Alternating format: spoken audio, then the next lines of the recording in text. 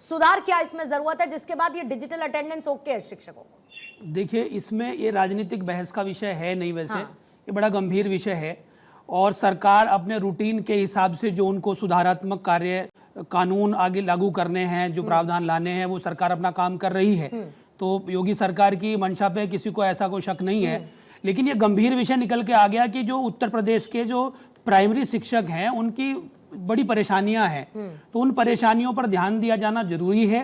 Primary school के teacher हों चाहे यूनिवर्सिटी कॉलेज के टीचर हों, अगर ऑनलाइन अटेंडेंस की सुविधा है तो साथ में उसके कुछ रेमेडियल मेजर्स भी हैं कि अगर आप मान लीजिए 1 घंटा लेट हो गए, आधा घंटा लेट हो गए तो परमिशन मिलती है महीने में कम से कम 4 बार, और CL का EL का सब तरह का प्रावधान होता है।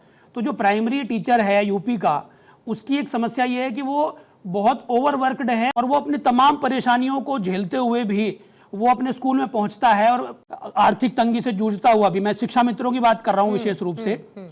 आपको जान के आश्चर्य होगा कि हजारों की संख्या में शिक्षा मित्र जो है वो सुसाइड कर चुके हैं, दयनीय स्थिति में है, वो बड़ी गंभीर स्थिति में है। तो उनके बारे में निश्चित रूप से सरकार को सोचना चाहिए। जब इलेक्शन में उनकी ड्यूटी चपरासी की जगह लगा दी गई थी, जिसका बड़ा विरोध किया था उन्होंने, हालांकि उसमें ज्यादा कुछ हुआ नहीं।